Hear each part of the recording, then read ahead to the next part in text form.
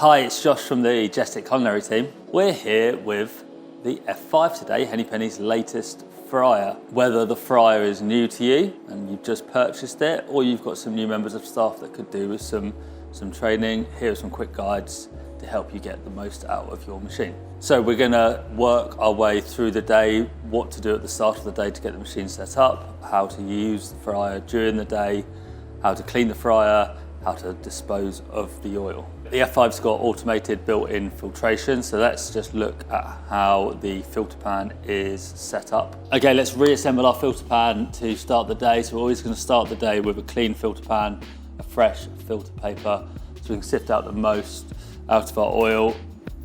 We're always going to start by putting our mesh grid in the bottom. This stops the sediment, the debris from getting sucked up into the pump and stops the filter paper from getting sucked into the return hole. Put that in the base. We're then going to put a nice fresh filter paper in, held down by the filter paper weights. And then our crumb basket on top of the weights. Lid on top of the filter. So when we're cleaning, reassembling our filter pan, we might want to just give the little O-rings on the return point a check, make sure that they're still intact. If they've fallen off, if they've degraded, if they've gone flat, we might be getting air sucked through the connection, which will slow the filter process down. So just give them a check. If they're not there or they need replacing, slide them off, slide a new fresh one on. Our filter pan then just slides onto the runners, push back, locks itself in place. The other thing we've got built into the F5 series is automatic top off. So behind our left-hand door, we've got a tub of oil connected to the fryer. The fryer is going to refer to that as a jib. Jib stands for jug in box, which is what your oil most likely will come in. So our jib is just a container of fresh, clean oil. The fryer is just going to take oil from here to keep our level at the maximum allowed amount. Constantly adding some fresh oil in, helping the oil life extend as far as it can go by refreshing the oil throughout the day.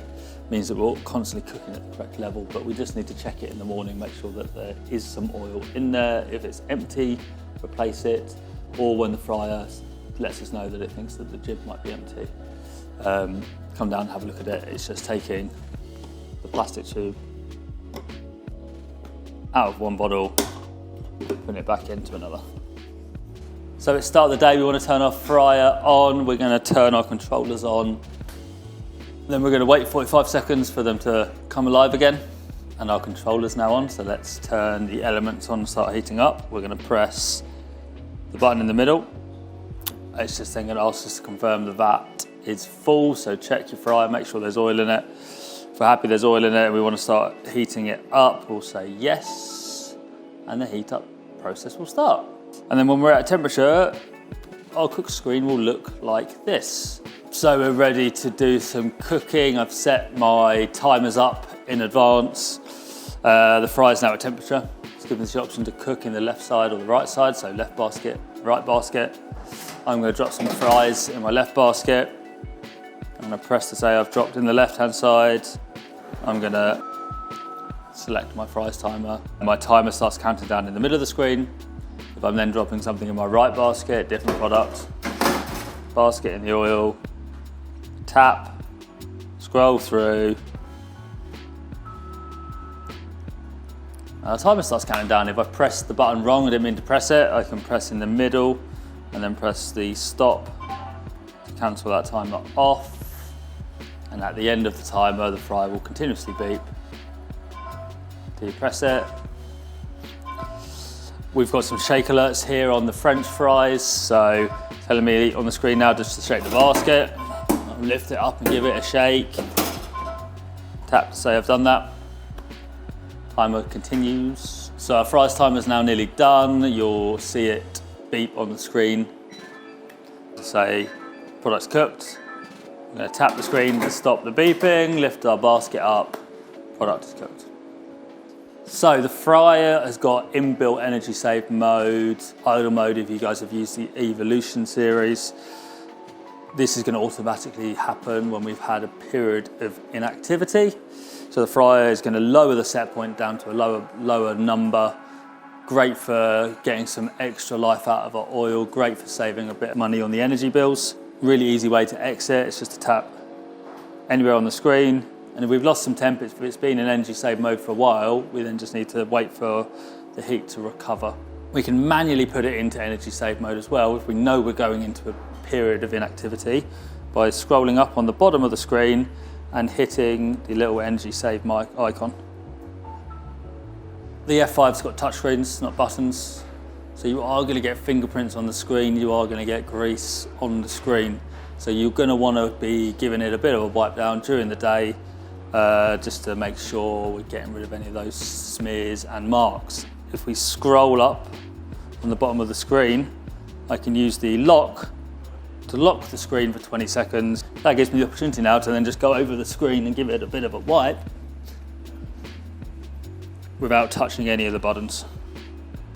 So our timers are not just controlling time, they're also going to give us some indication as to when the fryer thinks it should be filtered during service. In the top of the screen, we can see the fryer giving us how many cooks are left until it's going to recommend we do a filter. So we've got no cooks remaining, which means at the end of this cooking cycle, the fryer is going to suggest we run the express filter. We'll have the option to say yes or no to that. And if we say no, we'll get a predetermined amount of extra cooks before the fryer is going to make us do that filter. We want to try and say yes as much as we can. We're doing that filter to get rid of all of the drop off and the debris. So we're cooking in clean oil for our customer and we're getting the most out of our oil life. So the cook's finished, we're pressing the screen to stop the timer. The fryer is then going to start suggesting we do the express filter. So we're going to say, yes, we're happy to do it. And we'll say filter to start the filter. And it'll give us some prompts. If we need to skim here, we'll get in there and we'll skim out any floaty bits in the oil. But if we're regularly skimming, we can just tell it to start the process.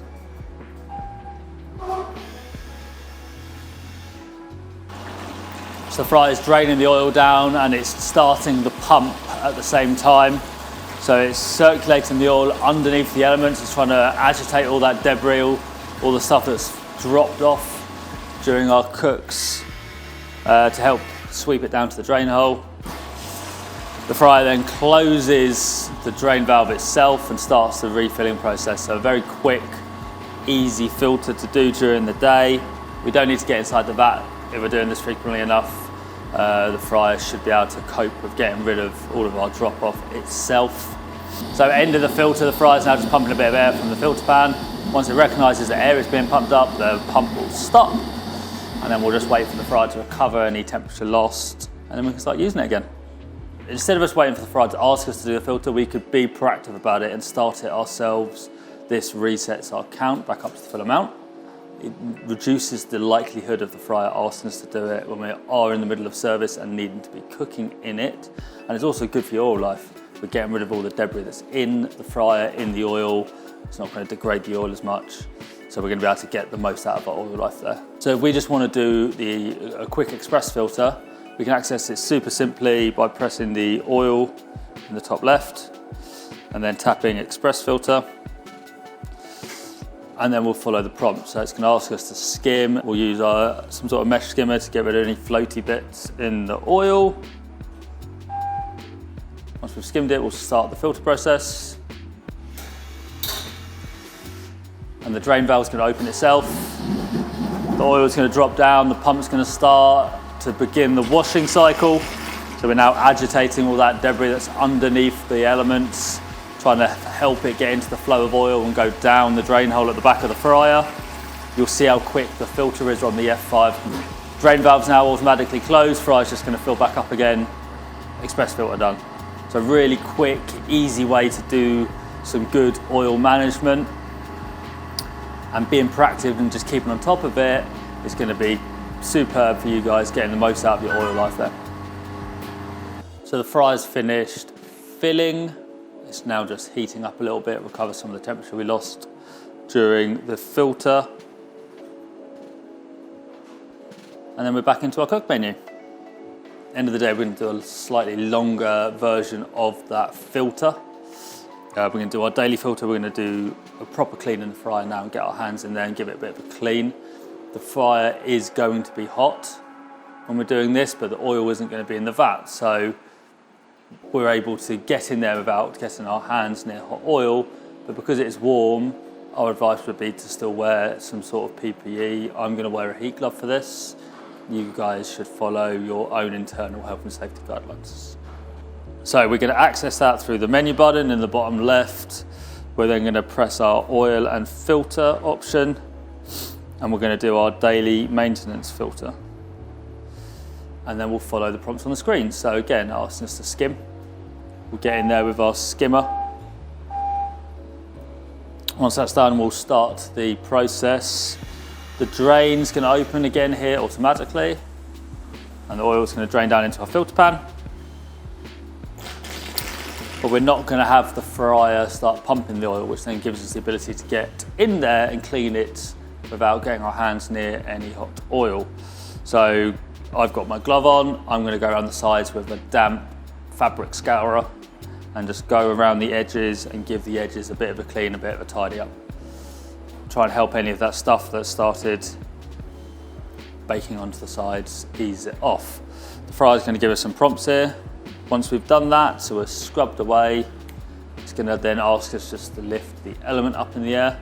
So we'll take our element guard out first, and that can go over and be washed. And then we'll use our element lifting tool to lift our element up in the air and seat it on the front. If we're unsure how to do that, we can follow the guide, either scanning the QR code or using the images on the screen on how to lift the element up in the air. Once we're happy we've done that, we'll hit the done button. We then just follow some of the prompts on the fry here. So we've scrubbed the vat, we're happy we've done that. So we hit done, and then we want to start the wash. So we hit start wash. And the oil's now going to get pumped around the fryer, and we'll get in there with our cleaning brushes. We'll get in there with our big toothbrush and just help all that debris that we've just scrubbed off the sides into the oil so it gets taken out of the fryer down into the filter pan. The fryer's then going to ask us just to lower the element down. So we're happy we've done our washing there. We've lifted our element back down. And if we needed to do some more washing, we could start the wash again. If we're happy to go on to the next stage, we'll start our rinse. So our rinsing, the drain valve's going to close. The fryer's going to now fill itself back up. We could get in there here with our black brush with a little bend in to get between the elements if we didn't manage to get the debris between the elements before. Just try and get them off of the surfaces so that they're in the oil, so when the oil drops down at the end of this, they get taken out of the fryer down into the filter pan. And it will ask us, do we want to rinse it again? We're happy it's clean, we can go straight into our polish. And the fryer's now just going to circulate the oil around for 5 minutes with the drain open, put the oil through the filter pan to try and give the oil a bit of a deeper clean. And then the polish is now finished, so the fryer's now just going to fill itself back up. The drain valve's closed automatically. The oil's just getting pumped back up into the vat.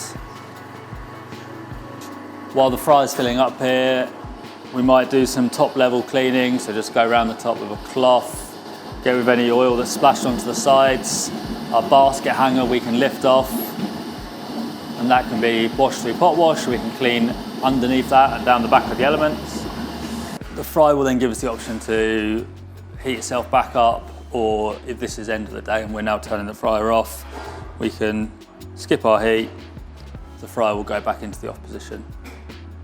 The F5 is designed to try and get the maximum amount of life out of your oil through the express filtration, through the automatic top off, but you may still get to a point where you need to throw it away. We're going to use the filter pan as a vessel here to take the oil to whatever our disposal function is. So we just need the filter pan there, the lid on the top.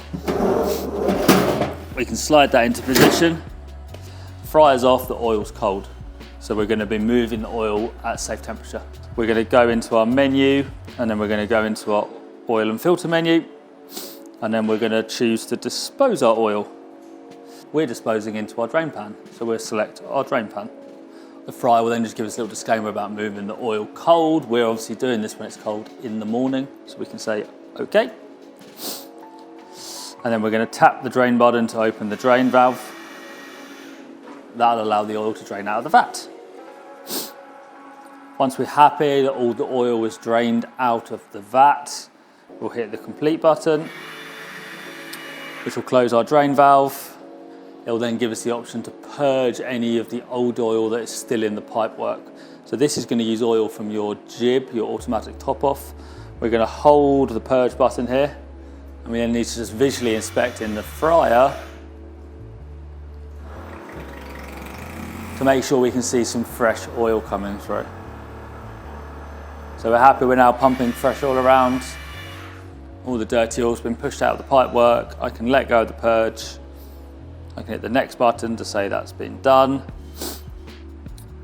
And then I'm ready to fill my fryer up. Now, if you needed to give it a wipe out now with a cloth, this would be your time to do so. But we did all of our cleaning in our fryer the night before, so the fryer should be back to looking spick and span, ready for the next day. So we'll select fill to fill the fryer up. We'll manually pour our oil in the top here, and we get another disclaimer on the fryer reminding us to discard the oil in the filter pan before we then do any more filters in it, otherwise you will be doing some mopping. So we're manually filling the fryer up here, so we're going to select the option to manual fill, and we're then going to pour oil straight into the top of the vat up to our minimum level line, and we'll confirm when we've done that. Thanks for watching. Hopefully you guys found that informative. If you've got any Henny Penny questions or anything QSR related, get in touch with us at info@jestic.co.uk. See you soon.